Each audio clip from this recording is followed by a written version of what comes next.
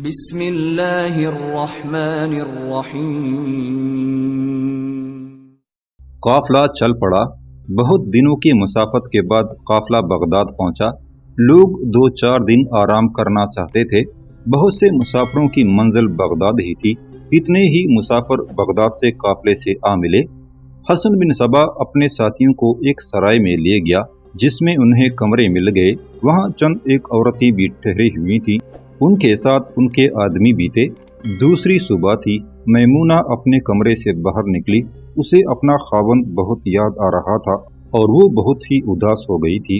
حسن بن صبا نے خود ہی اسے کہا تھا کہ وہ باہر گھومے پھرے، سرائے کے باہر نہ جائے اور عورتوں میں جا بیٹھے۔ وہ باہر نکلی تو اس کی عمر کی ایک عورت سامنے آ گئی۔ وہ بھی حلب کی سرائے سے اپنے کنبے کے ساتھ قافلے میں شامل ہوئی تھی اور وہاں سرائے میں ٹھہری ہوئی تھی۔ اسے معلوم تھا کہ میمونہ کا خاوند قبرستان میں ایک بدروح کے ہاتھوں مارا گیا تھا، لیکن یہ عورت میمونہ سے پوچھ نہیں سکتی تھی کہ اس کا خاوند کس طرح مارا گیا تھا۔ بغداد میں میمونہ اس کے سامنے آ گئی۔ ہم سفر ہو کے ہم ایک دوسرے سے بیگانے ہیں، اس عورت نے میمونہ سے کہا۔ عورت کا درد عورت ہی سمجھ سکتی ہے۔ کچھ دیر کے لیے میرے پاس نہیں آؤ گی؟ میرے ساتھ میرا خاوند اور اس کا ایک بھائی ہے، 2 بچے ہیں۔ میمونہ اداسی مسکراہٹ سے اس کے ساتھ اس کے کمرے میں چلی گئی۔ مرد ایک طرف ہو کر بیٹھ گئے۔ یہ تو بتاؤ بہن، اس عورت کے خاوند نے میمونہ سے پوچھا، تمہارا خاوند رات کے وقت قبرستان میں کیا کرنے گیا تھا؟ امام نے اسے بھیجا تھا، میمونہ نے کہا۔ کہنا تو یہ چاہیے کہ اسے موت لے گئی تھی، وہ ایک بچے کا خواہش مند تھا۔ میمونہ نے ساری بات لفظ بلفظ سنا دی۔ کیا تمہارے خاوند نے کوئی اور باتیں بھی کی تھی؟ اس شخص نے پوچھا۔ میں دراصل یہ پوچھنا چاہتا ہوں کہ تمہارا خاوند اس شخص کو جانتا تھا جسے تم امام کہتی ہو؟ باتیں تو بہت ہوئی تھی، میمونہ نے جواب دیا۔ میرا خاوند امام کو پہلے نہیں جانتا تھا۔ ہم مصر سے جہاز میں آ رہے تھے، بڑا ہی تند و تیز طوفان آ گیا۔ جہاز کا ڈوب جانا یقینی تھا، لیکن اس امام نے کہا کہ جہاز نہیں ڈوبے گا، طوفان سے نکل جائے گا۔ جہاز نکل آیا۔ یہاں سے بات چلی تو بہت سی باتیں ہوئیں۔ اس عورت کا خاوند کورید کر باتیں پوچھ رہا تھا۔ میمونہ کو شک ہوا کہ یہ آدمی کوئی خاص بات معلوم کرنا چاہتا ہے۔ میرے بھائی، میمونہ نے پوچھا، معلوم ہوتا ہے آپ کوئی خاص بات معلوم کرنا چاہتے ہیں؟ ہاں بہن، اس نے کہا، میرا خیال ہے کہ میں نے خاص بات معلوم کر لی ہے۔ میں تمہیں اس آدمی سے خبردار کرنا چاہتا ہوں۔ اس شخص کا نام حسن بن صبا ہے اور یہ ایک شیطانی فرقے کا بانی ہے۔ اسے تم امام کہتی ہو۔ یہ اگر امام ہے تو اس شیطانی فرقے کا امام ہے۔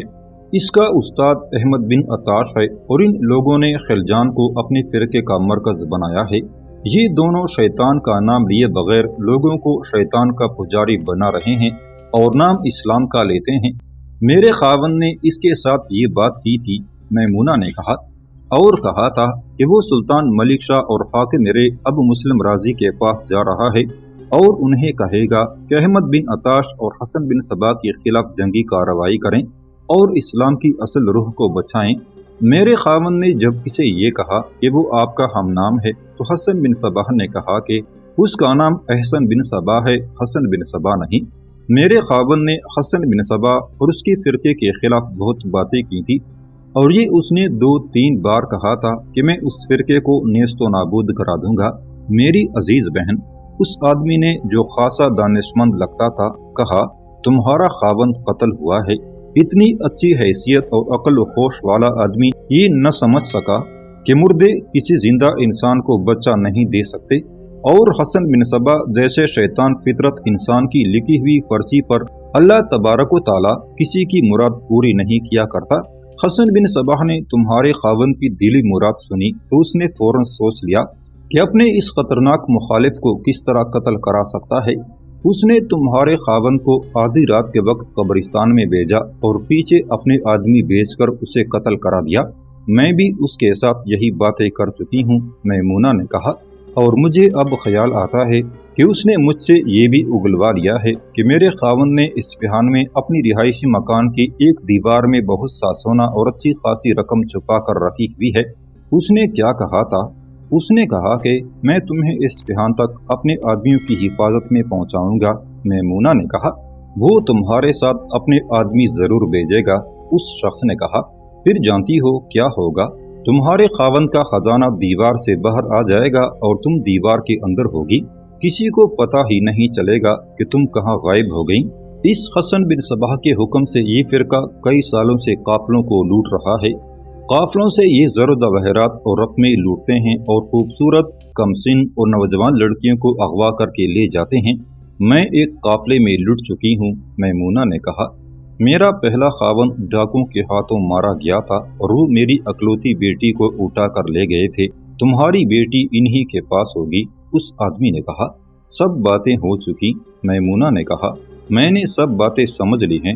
میں نے دیکھا ہے کہ یہ شخص حسن بن صبا جب آنکھوں میں آنکھیں ڈال کر بات کرتا ہے تو اس کا ایک ایک لفظ دل میں یوں اترتا جاتا ہے جیسے یہ الفاظ آسمان سے اتر رہے ہوں۔ میں حیران ہوں کہ سلجوقی سلطان اور اس کے امراء جو اپنے آپ کو صحیح العقیدہ مسلمان سمجھتے ہیں اور اسلام کی پاسبانی کا بھی دعویٰ کرتے ہیں، وہ بے خبر ہیں کہ ان کی سرحد کے ساتھ ساتھ کیا ہو رہا ہے۔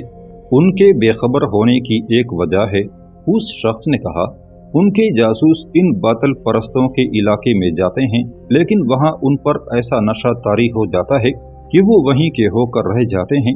ان میں سے بعض ان باغیوں کے گرویدہ ہو کر ان کے جاسوس بن کے واپس آ جاتے ہیں، وہاں کی باتیں غلط بتاتے ہیں اور سلجوقی حکمرانوں کی صحیح خبریں باغیوں کو دے کر ان کے ہاتھ مضبوط کرتے ہیں۔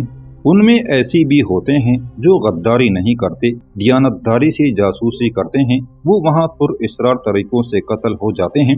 حسن بن صباح نے جاسوسوں اور مشکوک لوگوں کو پکڑنے کا جو نظام بنا رکھا ہے اس میں اتنی گہری نظر رکھتے ہیں کہ باہر کے جاسوس کو فوراً پہچان لیتے ہیں۔ انہیں حکم ملا ہوا ہے کہ ایسا کوئی آدمی نظر آئے اسے قتل کر دو۔ آپ یہ ساری باتیں جانتے ہیں؟ میمونہ نے پوچھا۔ پھر آپ یہ سلطان ملک شاہ تک کیوں نہیں پہنچاتے؟ ان بچوں کی خاطر، اس نے کہا۔ میں مارا گیا تو ان کا کیا بنے گا؟ میں مرو یارے تک کیسے پہنچ سکتی ہوں؟ میمونہ نے پوچھا۔ پتہ چلا ہے میری بیٹی وہاں ہے، معلوم نہیں یہ کہاں تک سچ ہے، لیکن مجھے اس بیٹی سے اتنی محبت ہے کہ میں اس کی تلاش میں جاؤں گی ضرور۔ مشکل یہ ہے کہ میں اس شخص حسن بن صباح کی قیدی ہوں، ہماری منزل کا راستہ دور سے گزرتا ہے، اگر میں وہاں تک پہنچ جاؤں تو سلطان تک بھی پہنچ جاؤں گی۔ تمہیں ویسے بھی یہاں سے نکل جانا چاہیے، اس آدمی نے کہا۔ اس شخص نے آخر تمہیں قتل کرنا ہے، میں اس عورت کے لیے ایک قربانی دے سکتا ہوں۔ اس آدمی کے بھائی نے جو ابھی تک خاموش بیٹھا تھا کہا اگر یہ یہاں سے بھاگنے کے لیے تیار ہو تو آدھی رات بھاگ چلے، میں اس کا ساتھ دوں گا۔ میرے پاس گھوڑا ہے، اس کے لیے کسی کا گھوڑا چوری کر لیں گے۔ ہمارے پاس کرائے کا گھوڑا ہے، میمونہ نے کہا، اور میں پکی سوار ہوں۔ گھوڑا کیسا ہی منہ زور کیوں نہ ہو، زمین کیسی ہی نہ ہموار کیوں نہ ہو، میں سنبھل کر ہر چال اور ہر رفتار پر سواری کر سکتی ہوں۔ کیا آپ مجھے اجازت دیتے ہیں بھائی جان؟ اس جوان سال آدمی نے اپنے بھائی سے پوچھا۔ یہ ایک جہاد ہے، بڑے بھائی نے کہا۔ میں تجھے کیسے روک سکتا ہوں مزمل؟ انہوں نے میمونہ کو فرار کرا کے رے پہنچانے کا بڑا ہی دلیرانہ منصوبہ تیار کر لیا۔ میمونہ اپنے کمرے میں حسن بن صباح کے پاس چلی گئی۔ یہ کیسے لوگ ہیں جن کے ہاں تم اتنا وقت گزار آئی ہو؟ حسن بن صباح نے پوچھا۔ کوئی عام سے لوگ ہیں، میمونہ نے کہا، اصفہان جا رہے ہیں۔ حافظ اصفہانی کو جانتے تھے، اسی کی باتیں کرتے رہے۔ اب میں باہر جا رہا ہوں، حسن بن صباح نے کہا، تم آرام کر لو۔ حسن بن صباح کے جانے کے بعد میمونہ نے اپنی قیمتی چیزیں اور کپڑے چھوٹی سی ایک گٹی میں باندھ کر پلنگ کے نیچے رکھ دیے۔ رات کو حسن بن صباح گہری نیند سو گیا تو میمونہ نہایت آہستہ سے اٹھی، پلنگ کے نیچے سے گٹڑی نکالی اور دبے پاؤں باہر نکل گئی۔ سب کے گھوڑے باہر بندھے ہوئے تھے، ان کی زینے وغیرہ ان کے پاس ہی تھی۔ میمونہ کا ہم سفر مزمل افندی بہت پہلے سے باہر نکل گیا تھا۔ دن کے وقت اس نے میمونہ کا گھوڑا دیکھ لیا تھا۔ مزمل نے دونوں گھوڑوں پر زینے کس دی تھی۔ میمونہ پہنچ گئی، گٹڑی اپنے گھوڑے کی زین کے ساتھ باندھی اور گھوڑے پر سوار ہو گئی۔ مزمل آفندی بھی گھوڑے پر سوار ہوا اور دونوں گھوڑے چل پڑے۔ پہلے وہ آہستہ آہستہ چلے، پھر تیز ہو گئے، اور جب شہر کے دروازے سے نکلے تو اور تیز ہو گئے۔ कुछ दूर जाकर उन्होंने एड़ लगाई और घोड़े सरपट दौड़ पड़े। सुबह हसन बिन सबाह की आंख खुली तो उसने मैमूना को गायब पाया।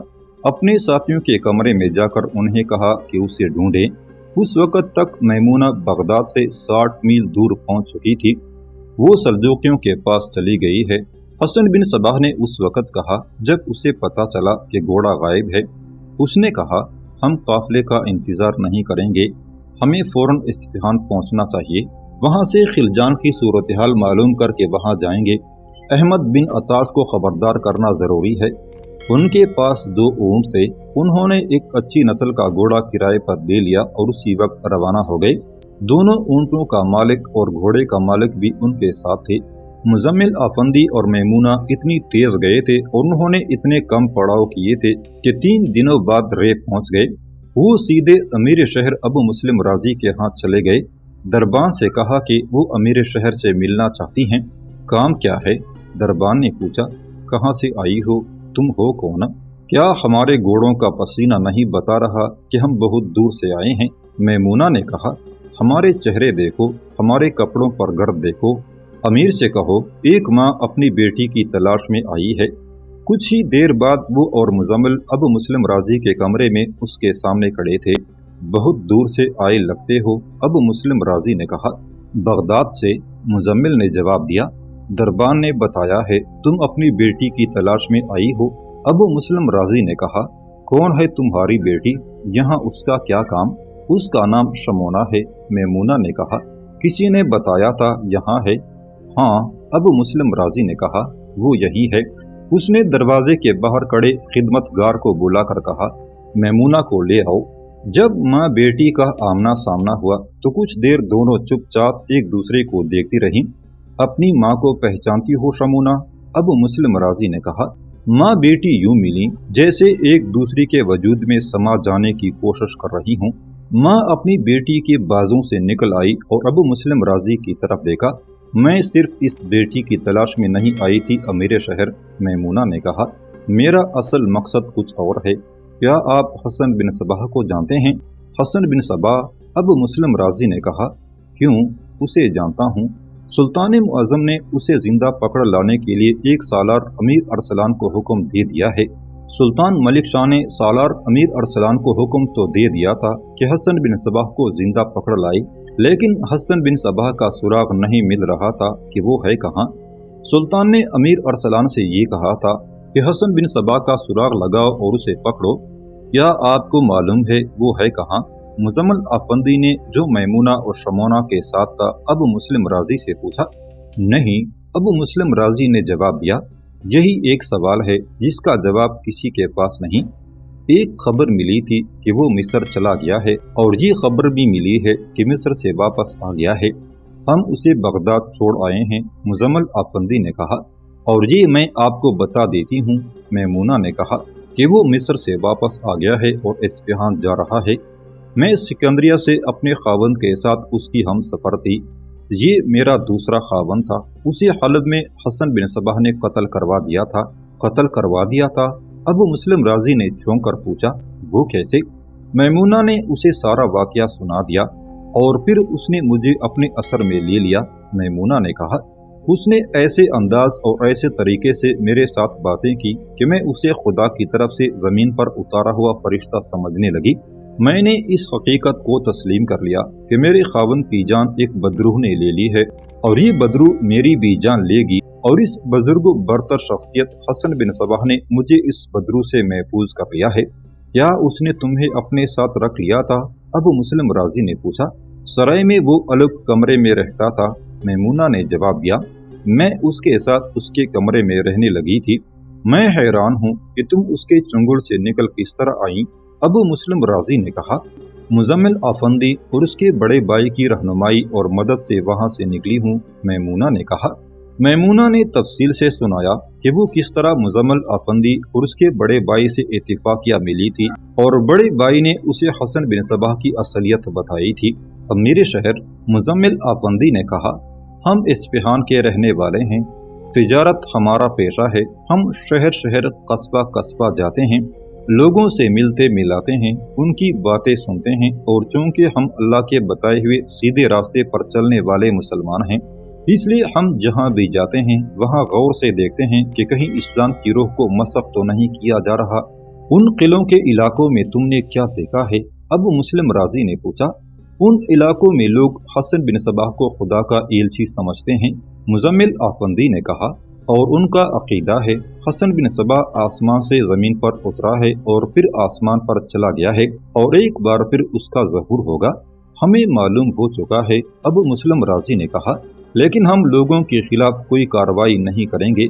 लोग तो खेती की मानंद हैं, खेती हर बीज को कबूल कर लेती है। खशीश का पौधा भी खेती उगाती है और हिना भी खेती ही देती है। हम उसे पकड़ेंगे जो हिना पैदा करने वाली जमीन में खशीश का बीज बोता है। मुझे एक शक है अमीर शहर, मुजम्मिल आफंदी ने कहा। ऐसे लोगों को आप फौज कह लें या अहमद बिन अताश और हसन बिन सबाह के जांबाज पैरोकार कह लें, उन्हें हशीश पिलाई जाती है और नशे की हालत में उनके दिमागों में वो लोग अपने बेबुनियाद अकीदे डालते हैं। दूसरे लोगों की तो उन्होंने काया पलट दी है। महसूलात और मालिया इस कदर कम कर दिया गया है जो इंतहाई गरीब किसान निहायत आसानी और खुशी से दे देता है, वो महसूलात और मालिया बिल्कुल माफ कर सकते हैं। अबू मुस्लिम राजी ने कहा, काफिले लूट लूट कर उन्होंने कारून जैसे खजाने इकट्ठे कर लिए और अभी तक उनकी लूट मार जारी है। कत्लो गारत गरी उन लोगों का दस्तूर है। इस औरत को देखो, इसकी इस बेटी शमूना को हसन बिन सबाह के डाकुओं ने छोटी सी उम्र में अगवा कर लिया था। इसकी माँ को देखो, इसके 2 खावंद इन लोगों के हाथों कत्ल हो चुके हैं। अमीर मोहतरम, मुजम्मिल आफंदी ने पूछा, आपके सालार अमीर अरसलान हसन बिन सबाह की गिरफ्तारी के लिए कब रवाना हो रहे हैं? मैं जरूरी नहीं समझता कि तुम्हें इस सवाल का जवाब दूं। अबू मुस्लिम राजी ने कहा, मुझे ये बताओ कि बगदाद से उस काफिले ने कब रवाना होना था? अभी उसकी रवानगी के कुछ आसार नहीं थे। मुजम्मिल आफंदी ने जवाब दिया, अगर रवाना हो भी चुका हो तो अभी रास्ते में ही होगा। तुम यकीनन अपने भाई के पास जाना चाहोगे? अबू मुस्लिम राजी ने पूछा। यकीनन, मुजम्मिल आफंदी ने कहा, वो मेरे लिए परेशान भी होंगे, मगर मैं एक खतरा महसूस कर रहा हूँ। मैं इस खातून को वहाँ से लाया हूँ। ये दरअसल हसन बिन सबाह के कब्जे में थी। इसे मैं उसके हाथों कत्ल होने से बचा कर लाया हूँ। हो सकता है हसन बिन सबाह पर यह राज खुल जाए तो वो मुझे भी कत्ल नहीं करा देगा। तुम अकेले नहीं जाओगे, अबू मुस्लिम राजी ने कहा। मैं मर्रू जा रहा हूँ। सुल्तान से कहूँगा कि सालार अमीर अरसलान को फौरन बगदाद भेज दे। अगर काफिला इस्फहान की तरफ रवाना हो गया हो तो उसका ताक़ुब करे और हसन बिन सबाह को पकड़ कर ले आए। तुम्हें उसके साथ जाना पड़ेगा। मेरा ख्याल है अमीर अरसलान हसन बिन सबाह को नहीं पहचानता, ये तुम उसे बताओगे, वो तुम्हें अपनी पनाह में रखेगा। तुम्हें यहाँ 3 या 4 दिन रुकना पड़ेगा। अमीर अरसलान यहाँ आकर रवाना होगा।